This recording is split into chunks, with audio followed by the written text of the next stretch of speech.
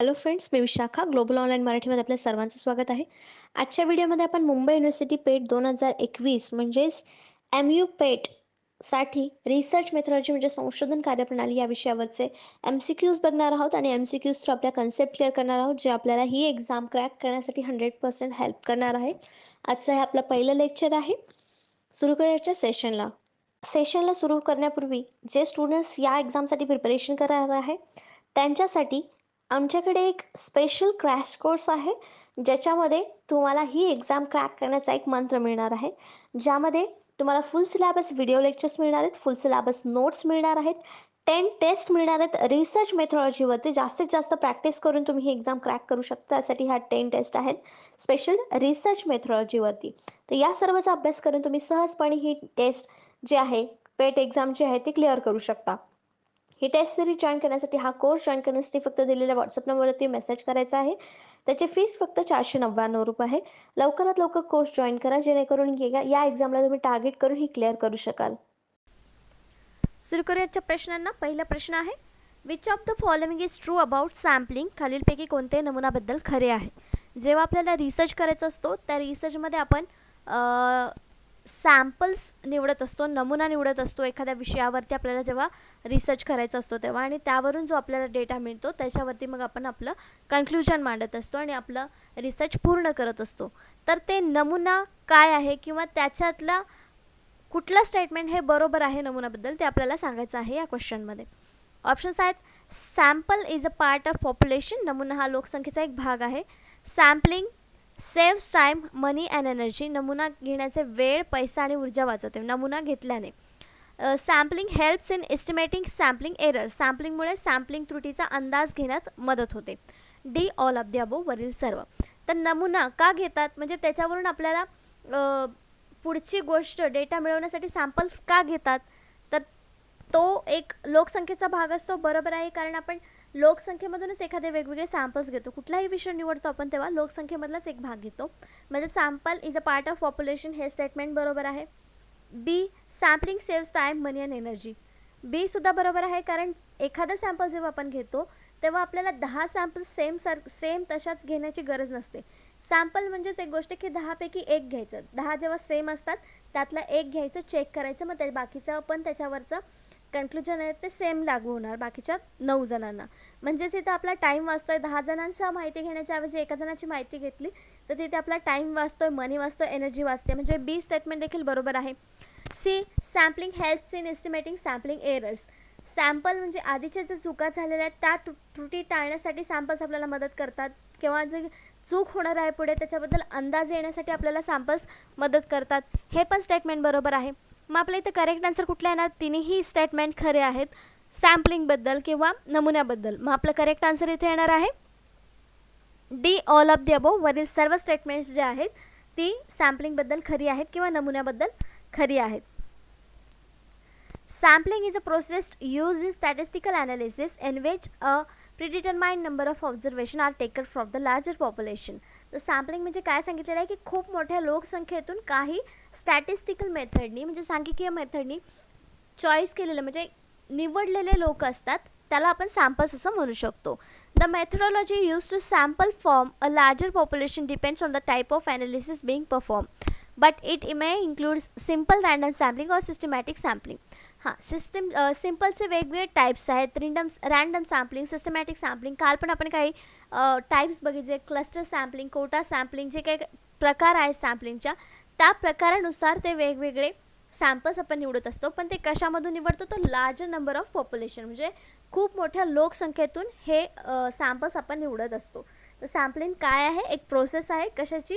मोठ्या लार्जर पॉप्युलेशनमधून थोडं आपल्याला ऑब्झर्वेशनसाठी किंवा आपल्याला अभ्यास करण्यासाठी नंबर्स निवडणे किंवा काही लोक त्याच्यामध्ये निवडणे, त्याला आपण सॅम्पलिंग म्हणू शकतो.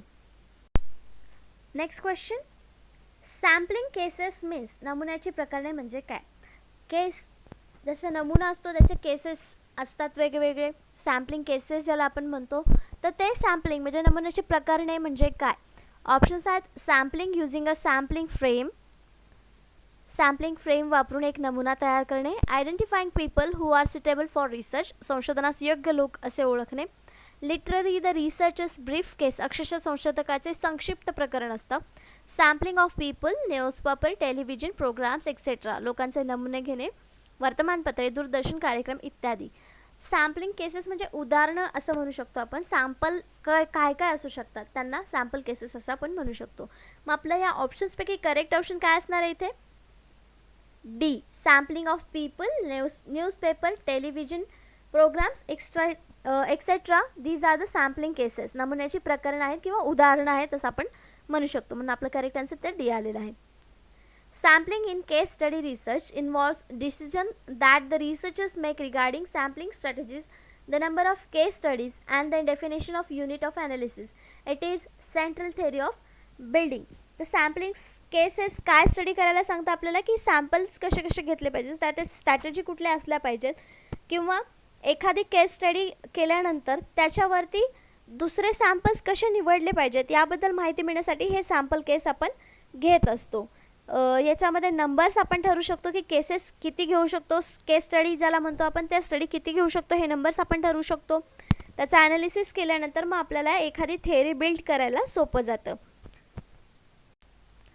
Next question, the aggregate of all the units pertaining to the study is called, अभ्यासाशी संबंधित सर्व युनिट्सचे एकत्रीकरण म्हणजे काय? Aggregate all the units pertaining to the study is called. आपण आता जे प्रश्न बघितले तिसरा प्रश्न देखील हा सॅम्पल्सशीच रिलेटेड आहे. त्यांनी असं विचारलं की अभ्यासाशी संबंधित सर्व युनिट्सचं एकत्रीकरण. इथे युनिट या अर्थाने वापरले की सॅम्पल्सचं एकत्रीकरणाला आपण काय म्हणतो? सॅम्पल्स माहिती आपण लोकांमधलेच घेत असतो. मग त्या युनिट्सला एकत्रितकरण म्हणजे एकत्रितपणे काय म्हणू शकतो? ऑप्शन्स आहेत population, universe, unit, sample, frame. तरी ऑलरेडी आपल्या प्रश्नामध्ये युनिट आहे, मग त्यामुळे युनिट आपलं करेक्ट आन्सर असणार नाही. सॅम्पल्स त्याला म्हणता येईल का? नाही, ते सगळं एकत्रित नसतं. सॅम्पल्स आपण चॉईस केलेले असतात किंवा त्याचे वेगवेगळे प्रकार पडलेले असतात. फ्रेम येईल का? नाही. मग आपलं करेक्ट आन्सर इथे काय असणार आहे? पॉप्युलेशन ऑर युनिवर्स, कारण ते सगळेच सॅम्पल्स त्याच्यामध्ये एकत्रित आहेत, सगळे युनिट्स त्याच्यामध्ये एकत्र आहेत, म्हणून ते एक पॉप्युलेशन ऑर युनिवर्स आहेत. पॉप्युलेशन म्हणजे काय? The aggregate of all units pertaining to the study असं देखील आपण म्हणू शकतो. रिलेटेड टू सॅम्पलिंग, म्हणून याचं करेक्ट आन्सर आपला ए आलेला आहे. सॅम्पलिंगचे काही पॉईंट्स आहेत ते आपण बघूयात.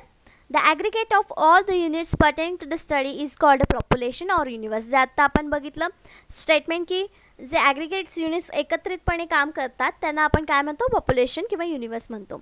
अ member of a population is an element. जे पॉप्युलेशनचे मेंबर असतात त्याला आपण इलिमेंट म्हणतो किंवा युनिट म्हणू शकतो. एलिमेंट ऑफ स्टडी असं म्हणू शकतो, म्हणजेच एलिमेंट हा शब्द देखील त्याला म्हणू शकतो.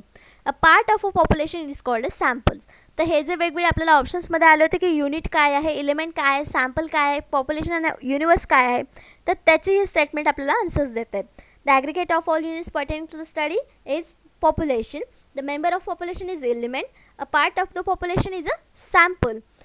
The process of drawing a sample from the population is called sampling. Samplingची ही व्याख्या थोडक्यात करता येईल आपल्याला की the process of drawing a sample from population.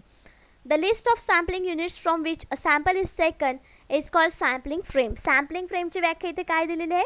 List, जे सॅम्पल युनिट्स आहेत त्या सगळ्यांची लिस्ट, त्याला आपण सॅम्पलिंग फ्रेम असं म्हणू शकतो. ह्या सॅम्पलिंगच्या काही कन्सेप्ट आहेत, छोटे छोटे आहेत, ते आपल्याला लक्षात ठेवायचे आहेत. नेक्स्ट क्वेश्चन आहे 4 नंबरचा. Dash dash refers to those elements from which samples are specifically chosen or selected for research. Dash dash त्या घटकांचा संदर्भ आहे ज्यातून नमुने विशेषतः निवडले जातात किंवा संशोधन निवडले जातात. आपल्याला प्रश्न असा दिलेला आहे की ज्यातून आपण सॅम्पल्स निवडतो, जे एलिमेंट्स असतात ते सॅम्पलसाठी निवडलेले जातात, ते कुठल्या गटातून किंवा कुठल्या गोष्टीतून निवडले जातात. आपल्याला ऑप्शन्स दिलेले आहेत finite populations, target population, infinite population, sampling population. तर याचं करेक्ट आन्सर आहे बी, टार्गेट पॉप्युलेशन म्हणजे लक्ष्य लोकसंख्या. हे याचं करेक्ट आन्सर आहे, कारण आपण सगळ्याच सॅम्पल्समधून, सगळ्या पॉप्युलेशनमधून आपण रिसर्च करत नाही. आपण रिसर्च करताना एक स्पेसिफिक टार्गेट पॉप्युलेशन बघतो आणि त्यातून मग सॅम्पल्स निवडतो. समजा आपला विषय आहे की सरकारी नोकरी करणारे लोक तर त्यातून आपलं टार्गेट पॉप्युलेशन काय असणार आहे, तर जे गव्हर्मेंट सर्व्हिस करत आहेत, सरकारी नोकरी करत आहेत, हे आपलं टार्गेट पॉप्युलेशन असणार. लक्ष लोकसंख्या असणार आहे. तर फायनाईट आणि सॅम्पलिंग पॉप्युलेशनमधून आपण सॅम्पल्स निवडायला जाणार नाही, ते आपल्याला खूप कठीण होईल. मग आपण कशातून निवडणार आहोत, ते टार्गेट पॉप्युलेशनमध्ये लक्ष लोकसंख्येमधून ते आपण निवडणार आहोत. म्हणजे आपलं करेक्ट ऑप्शन बी आलेलं आहे. The target population is the group of individuals that the intervention intends to conduct research in and draw conclusions from. In cost effectiveness analysis, characteristics of target population and any subgroups should be described clearly. मग target population काय जे मी सांगितलं तेच तिथे सांगितलेलं आहे की जो आपण विषय निवडलेला आहे ते आपल्याला कन्क्लुजन त्याच्यावरती मिळण्यासाठी त्या विषयाशी रिलेटेड जे लोक आहेत त्याला आपण टार्गेट पॉप्युलेशन असं म्हणू शकतो. Example of target population are companies' customer base, the population of particular country, the student at a particular university or a tenant of housing association. हे वेगवेगळे एक्झाम्पल दिलेले आहेत टार्गेट पॉप्युलेशनचं. जेव्हा आपण कस्टमरशी रिलेटेड काहीतरी रिसर्च करत असू तेव्हा आपला टार्गेट पॉप्युलेशन असणार आहे कंपनीज कस्टमर बेस. त्यानंतर the population of particular country, एखाद्या कंट्रीचं आपण जेव्हा रिसर्च करणार असेल तेव्हा पॉप्युलर कंट्रीचे पॉप्युलेशन जे आहे ते आपलं पॉप्युलेशन टार्गेट असणार आहे.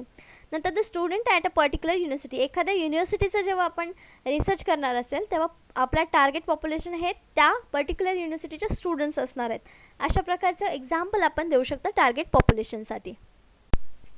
नेक्स्ट क्वेश्चन आहे 5th नंबरचा. अ member of population is called, लोकसंख्येच्या सदस्याला असे म्हणतात. मग अशी आपण सॅम्पलिंगच्या एक्सप्लेनेशनमध्ये सॅम्पलिंगविषयी क्वेश्चन होता आपला, त्याच्यामध्ये आपण सॅम्पलिंगचे छोटे छोटे कन्सेप्ट बघितल्या होत्या. त्यामध्ये ही लाईन हे स्टेटमेंट सेम जसंच्या तसं होतं. अ member of a population is called dash dash. तर आपले ऑप्शन्स आहेत एलिमेंट्स, घटक, डेटा, फॅमिली, कुटुंब, ग्रुप, गट. त्याचं करेक्ट आन्सर आहे ए, एलिमेंट्स, घटक. अ member of a population is called element. Elements sampling or direct element sampling is a sampling method whereby every unit, that is person, organization, group, company, etc. has an equal chance of being selected to be included in a research sample. तर जेव्हा आपण sample म्हणून element निवडतो तेव्हा त्याच्यामध्ये पर्सनचं नाव असू शकतं, organisation असू शकतं, ग्रुप असू शकतं किंवा कंपनी असू शकते. यापैकी काही असू शकतं एलिमेंट सॅम्पलिंगमध्ये. तर आपलं जे स्टेटमेंट होतं की जे सॅम्पल्स असतात, पॉप्युलेशन असतात, त्यांना आपण एलिमेंट्स म्हणू शकतो. मग इथे आपलं करेक्ट आन्सर एलिमेंट आहे. नेक्स्ट क्वेश्चन आहे 6th नंबरचा. The population to be sampled is divided into units which are known as. नमुने घेण्याची लोकसंख्या युनिट्समध्ये विभागली गेली आहे त्याला असे म्हणून ओळखले जाते. आपण नमुने जेव्हा घेतो तेव्हा काही युनिट्समध्ये त्याची विभागणी करतो आणि एखादं युनिट मग आपल्याला रिसर्चसाठी आपण घेतो, त्याला काय म्हणतात. Options sampling frame, sampling error, sampling gap, sampling units. त्याचा करेक्ट आन्सर आहे डी, सॅम्पलिंग युनिट्स. आपल्याला क्वेश्चनमध्येच आन्सर विचारेल डिवायडेड इंटू युनिट्स, त्याला काय म्हणतात, सॅम्पलिंग युनिट्सला काय म्हणतात असं विचारलेलं आहे. Sorry, the population to be सॅम्पल्ड, जे पॉप्युलेशन सॅम्पल म्हणून आपण घेणार आहे, जे युनिटमध्ये डिवाईड झालेले आहेत त्यांना काय म्हणणार आहे. क्वेश्चनमध्येच आन्सर आपल्याला मिळालं की सॅम्पलिंग युनिट्स असं त्याला म्हणतात. म्हणजे करेक्ट आन्सर आपल्याला जे मिळालेलं आहे ते आहे D. In the context of market research, a sampling unit is an individual person. Sampling unit कशाला म्हणतात, तर इंडिव्हिज्युअल पर्सनला म्हणतात. In the context of market research, sampling units are taken from entire population. Sample units कशातून घेतो आपण, तर जे सर्व लोकसंख्या आहे त्याच्यातून आपण सॅम्पलिंग युनिट्स निवडत असतो. Such as a country, customer database or region and put into a smaller group to form a research sample. Research sample मिळवण्यासाठी आपण त्याचे वेगवेगळे विभाग करतो, डिव्हिजन करतो, सबग्रुप्स करतो आणि त्याला मग आपण सॅम्पलिंग युनिट्स असं म्हणतो. This groups of unit is then use to research, analyse, draw conclusion on it. हे युनिट्स मग नंतर आपण रिसर्चसाठी पुढे घेतो आणि नंतर त्याच्यावरती विश्लेषण करतो, ऑब्झर्वेशन करतो आणि मग त्यातून एक कन्क्लुजन आपण काढतो जो आपल्याला रिसर्चमध्ये काढायचा आहे किंवा जे आपल्या रिसर्चचा हायपोथेसिस आहे ते क्लिअर करणं किंवा त्याच्यावरती काय कन्क्लुजन निघते हे क्लिअर करणं, हे नंतरची प्रोसेस होते जेव्हा आपण युनिट्सला डिवाईड करून मग एखादं युनिट आपण आपल्या स्टडीसाठी चॉईस करतो तेव्हा. नेक्स्ट क्वेश्चन आहे 7th नंबरचा. Which of the following are steps in sampling process. Sampling प्रक्रियेत खालीलपैकी कोणती पायरी आहे. ऑप्शन्स आहेत डिफायनिंग टार्गेट पॉप्युलेशन, लक्ष्य लोकसंख्या परिभाषित करणे, selecting and identifying the sample method, नमुना पद्धत निवडणे आणि ओळखणे, choosing sampling frame, sampling frame निवडणे आणि D all of the above, वरील सर्व. तर सॅम्पलिंग प्रक्रियेत कुठली पायरी आवश्यक आहे किंवा कोणती पायरी आहे हे आपल्याला सांगायचं आहे. तर यामध्ये तिन्ही जे ऑप्शन्स आपल्याला दिलेले आहेत A, B, C, ते तिन्ही ऑप्शन्स आपल्याला आवश्यक असतात सॅम्पलिंग निवडण्यासाठी किंवा सॅम्पलिंग प्रक्रियेमध्ये. मग इथं आपलं करेक्ट आन्सर काय येणार आहे? D, all of the above, वरील सर्व या सॅम्पलिंगच्या पायऱ्या आहेत किंवा सॅम्पलिंग प्रोसेसच्या पायऱ्या आहेत. That is defining target population, कारण टार्गेट पॉप्युलेशन निवडल्यानंतरच आपण मग ॲनालिसिससाठी किंवा इन्फॉर्मेशन घेण्यासाठी त्यांना निवडू शकतो. त्याच्यानंतर आपण selecting and identifying sample method निवडणं ही तेवढंच गरजेचं असतं. कुठली मेथड निवडायची आहे ती ओळखणं, की कुठली सॅम्पल मेथड इथे योग्य असेल किंवा त्यातून आपल्याला योग्य कन्क्लुजन मिळेल, ते पण तितकंच महत्त्वाचं असतं. म्हणून याचाही समावेश आपल्याला सॅम्पलिंग प्रक्रियेत करावा लागतो. आणि सॅम्पलिंग फ्रेम निवडणं हे तर सगळ्यात महत्त्वाचंच आहे. त्यामुळे ह्या तिन्ही ज्या स्टेटमेंट्स आहेत किंवा तिन्ही ज्या पायऱ्या आहेत त्या आवश्यक आहेत सॅम्पलिंग प्रक्रियेमध्ये. आपण बघूया स्टेप्स इन सॅम्पलिंग प्रोसेस, म्हणजे सॅम्पलिंग प्रोसेसच्या काय स्टेप आहेत, पायऱ्या आहेत ते थोडक्यात बघूया. डिफायनिंग द टार्गेट पॉप्युलेशन, सर्वात पहिले आपल्याला टार्गेट पॉप्युलेशन ठरवायचं आहे. आपला जो विषय आहे त्या विषयाला अनुसरून किंवा आपल्या विषयाशी सुसंगत असं पॉप्युलेशन आपल्याला निवडायचं आहे. जसं की आपण एक विषय निवडला आहे की आर्ट्स या फॅकल्टीमध्ये स्टडी करणारे स्टुडंट्स, तेव्हा मग आपण कुठले टार्गेट पॉप्युलेशन करतो, तर जे स्टुडंट्स आर्ट विषय घेऊन अभ्यास करत आहेत किंवा त्यांची डिग्री करत आहेत, तर ते आपलं टार्गेट पॉप्युलेशन असणार. नंतर स्पेसिफाईंग द सॅम्पलिंग फ्रेम, मग सॅम्पलिंग फ्रेम निवडावी लागेल की आपल्याला कोणत्या फ्रेममध्ये पॉप्युलेशनचं निवड करायची आहे. त्यानंतर स्पेसिफाईंग द सॅम्पलिंग युनिट्स, मग युनिट्स वेगळे करायचे आहेत आपल्याला. त्यामध्ये पण देखील आपल्याला जर आर्ट्समध्ये एखादा स्पेशल विषय घ्यायचा असेल आणि त्यातले मग स्टुडंट निवडायचे असेल, तेव्हा आपल्याला ते युनिट्स बनवावे लागतील. कुठल्या कुठल्या विषयाचे आर्ट्स फॅकल्टीमधले स्टुडंट्स आहेत ते युनिट्स आपले तयार होतील. सिलेक्टिंग ऑफ सॅम्पल मेथड, मग मेथड आपल्याला कुठली यूज करायची आहे, त्याच्यामध्ये क्वेश्चनायर यूज करणार आहे की कशी इंटरव्ह्यू घेणार आहोत त्या स्टुडंट्सचा आपण, त्यातली एखादी मेथड आपल्याला निवडावी लागेल जेव्हा त्यांच्याकडून डेटा कलेक्ट करायचा असेल तेव्हा. मग डिटर्मिनेशन ऑफ सॅम्पल साईज, मग सॅम्पलची साईज किती घ्यायची आहेत, सगळ्या देशातल्या युनिव्हर्सिटीमधल्या स्टुडंट्स घेऊन चालणार आहे का आपल्याला? नाही. मग प्रत्येक स्टेटमधल्या एका युनिव्हर्सिटीचे स्टुडंट्स घेऊन चालेल का? तसंही करू शकतो. किंवा एकाच युनिव्हर्सिटीमधल्या प्रत्येक एक स्टुडंट घेतला तरी पण आपली प्रोसेस तिथे सॅम्पल साईज डिसाईड होऊ शकते. Specifying the sample plan, sampling plan, मग सॅम्पलिंग प्लॅन काय आहे आपला, किती स्टुडंट आपण घेणार आहे, मग त्याच्यावरून आपला रिझल्ट कसा येणार आहे, हे सगळं आपण प्लॅन करू शकतो. सॅम्पलिंग प्लॅन ज्याला आपण म्हणू शकतो. सिलेक्टिंग द सॅम्पल, आणि हे सगळं झाल्यानंतर मग आपले सॅम्पल्स हे सिलेक्ट होणार आहेत. या सगळ्या प्रोसेसमधून गेल्यानंतर लास्टला मग सॅम्पल सिलेक्ट केले जातात. जे आपल्याला आवश्यक आहेत प्रत्येक सॅम्पलमध्ये आपल्या रिसर्चसाठी, ते आपण सॅम्पल म्हणून निवडतो. मग इथे आपली सॅम्पल घेण्याची किंवा सॅम्पल निवडण्याची प्रोसेस कंप्लीट होते. नेक्स्ट क्वेश्चन 8 नंबरचा, पॉप्युलेशन व्हॅल्यू इज कॉल्ड, लोकसंख्या मूल्याला असे म्हटले जाते. काय म्हटलं जातं? लोकसंख्येचे मूल्य जे असतं त्याला आपण काय म्हणतो? ऑप्शन्स आहेत पॅरामीटर, स्टॅटिस्टिक्स, व्हेरिएबल्स आणि डेटा. तर आपलं करेक्ट आन्सर इथे असणार आहे पॅरामीटर्स. पॅरामीटर्स हा एक वर्ड आहे जो कशाला बोललं जातं? पॉप्युलेशनची जी काय व्हॅल्यू आहे त्याला पॅरामीटर म्हटलं जातं. त्याच्यामध्ये पॉप्युलेशन व्हॅल्यू मोजली जाते असं आपण म्हणू शकतो. तर पॅरामीटर म्हणजे काय आपण बघूया. A parameter is a numerical quantity or attribute of population that is estimated using data collected from the population. तर हा न्यूमेरिकल क्वांटिटी असणारा म्हणजे सांख्यिकीय मोजमाप असलेला एक गोष्ट आहे जे आपण डेटा कलेक्ट करतो लोकसंख्येमधून, त्याच्यासाठी हे वापरलं जातं parameter word. Parameter are to populations as a statistics are the samples, म्हणजे पॅरामीटर हे लोकसंख्येमध्ये जे स्टॅटिस्टिक्स सॅम्पल आपण गोळा करणार आहोत त्याच्यासाठी वापरले जातात. Parameters may also refers to the specific aspects of sampling distribution. याच्यामध्ये कशासाठी वापरलं जातं पॅरामीटर? की सॅम्पलिंगचं डिस्ट्रीब्युशन करण्यासाठी, किंवा जर टेस्ट आपण घेतो, स्टॅटिस्टिक्स टेस्ट म्हणतो आपण, Z test, F test, T test, या सगळ्या ज्या टेस्ट आहेत त्याच्यासाठी रेफरन्स देण्यासाठी किंवा त्या डिस्ट्रीब्युशन करण्यासाठी हे पॅरामीटर्स आपण वापरतो. For example, when estimating the mean weight loss for subscribers of a particular weight loss plan, जे पर्टिक्युलर वेट लॉस प्लॅन वापरत आहेत त्यांनी सबस्क्राईब केलेलं आहे त्या प्लॅनसाठी, त्या कॅटेगरीतले सगळे लोक, त्याला आपण पॅरामीटर म्हणू शकतो. म्हणजे आपण जनरली वापरतो वर्ड की हां, या पॅरामीटरमध्ये बसणारे स्टुडंट्स या एक्झामला बसू शकतात.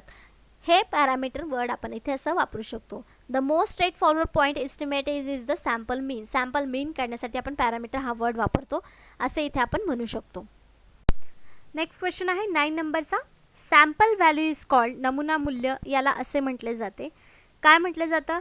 पॉप्युलेशन व्हॅल्यूला आपण पॅरामीटर म्हणतो. मग इथे सॅम्पल व्हॅल्यू विचारलेले आहे. ऑप्शन्स आहेत पॅरामीटर, स्टॅटिस्टिक, आकडेवारी, व्हेरिएबल, चल, डेटा. तर आपल्या ऑप्शन्समध्ये इथे करेक्ट आन्सर आपल्याला लगेच सापडेल. जेव्हा पॉप्युलेशनच्या व्हॅल्यूला पॅरामीटर्स म्हणतात, तर सॅम्पलच्या व्हॅल्यूला आपण काय म्हणणार? स्टॅटिस्टिक. एकच वर्ड आहे जो सॅम्पल्सची व्हॅल्यू सांगू शकतो आपल्याला, म्हणून आपल्या इथं करेक्ट वर्ड आहे, करेक्ट ऑप्शन आहे स्टॅटिस्टिक्स, आकडेवारी. सॅम्पल व्हॅल्यूला आपण स्टॅटिस्टिक असं म्हणतो. A sample value is the value of statistic calculating using the values of sample. सॅम्पलच्या व्हॅल्यू कशा मोजल्या जातात? तर स्टॅटिस्टिक जे काय आहे आपले नंबर्स आहेत त्याला कॅल्क्युलेट केलं जातं, त्याची व्हॅल्यू जे निघेल ते सॅम्पलची सॅम्पल व्हॅल्यू आहे असं आपण म्हणू शकतो. A population value also called parameter. जसं आता लास्ट आपण क्वेश्चनमध्ये बघितलं की पॉप्युलेशनची व्हॅल्यू जी आहे त्याला पॅरामीटर म्हणतात. Is calculating using all the values of the entire population. सगळ्या पॉप्युलेशनच्या व्हॅल्यूज कॅल्क्युलेट करून आपण सॅम्पल व्हॅल्यूज काढत असतो. म्हणजे आपलं करेक्ट ऑप्शन काय आलं होतं? सॅम्पल व्हॅल्यूला काय म्हणतो आपण? स्टॅटिस्टिक्स. नेक्स्ट क्वेश्चन आहे 10 नंबरचा. A complete survey of population is called. लोकसंख्येचं संपूर्ण सर्वेक्षण असे म्हणतात. कशाला म्हणतात? ऑप्शन्स आहेत सेन्सस, जनगणना, सॅम्पल म्हणजे नमुना, रिपोर्ट म्हणजे अहवाल, D none of the above, वरीलपैकी कोणतेही नाही. आपण आपल्या स्कूल लेवलच्या एज्युकेशनमध्ये देखील संपलेलं आहे की पॉप्युलेशनचा दर 10 वर्षांनी सर्वे होत असतो, ज्याला आपण सेन्सस म्हणून ओळखतो, म्हणजे जनगणना ज्याला म्हणतो. दर 10 वर्षांनी ही जनगणना होत असते. तर आपल्या इथे करेक्ट आन्सर देखील ए आहे, सेन्सस, जनगणना. A complete survey of population is called census, जनगणना. Census includes the total process of collecting, compiling, analyzing, evaluating, publishing and disseminating statistical data regarding the population and housing and their geographical location. तर census म्हणजे काय दिलेलं आहे की सगळंच लोकसंख्येविषयी माहिती गोळा करणं, ते जमा करणं, मग त्याचं विश्लेषण करणं, त्याला मूल्यांकन करणं, त्याला पब्लिश करणं, त्याच्यानंतर त्याचा स्टॅटिस्टिकल डेटा काय आहे, त्याच्यामध्ये वेगवेगळ्या गोष्टी म्हणजे ते राहणं त्यांचं कुठे आहे, त्यांच्या हाऊसिंगबद्दल माहिती, त्यांचं जॉग्राफिकल लोकेशन, ही सगळी माहिती सेन्ससमध्ये इन्क्लूड केलेली असते. दर 10 वर्षांनी ही माहिती अपडेट होत असते आणि त्यावरूनच आपल्याला प्रत्येक म्हणजे देशामध्ये देशाची लोकसंख्या आज किती आहे, यावर्षी किती आहे, हे आपल्याला लक्षात येत असतं. Population characteristics include demographic, social and economic data are provided as of particular date reference period.